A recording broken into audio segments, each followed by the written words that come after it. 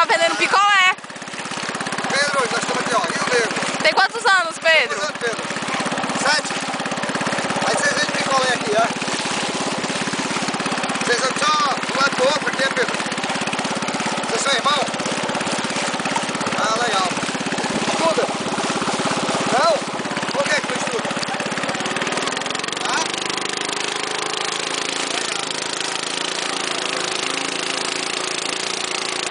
Todo dia você faz essa viagem?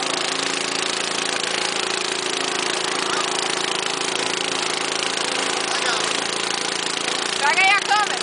Pega a câmera. Agora é minha vez. Estamos aqui, ó, na Rabeta, que é o barco aqui da Amazonas, do Rio Negro. Ali a Patrícia, que é o Roberto, né, Roberto? Beleza. Eles fazem essa viagem todo dia, né? Não? Legal. Volta agora. Tira a foto. Então tá aí, ó. Aqui o piloto. Beleza. Rio Negro e Solimões. É com nós mesmo. É com nós, garota. Olha lá, Patrícia.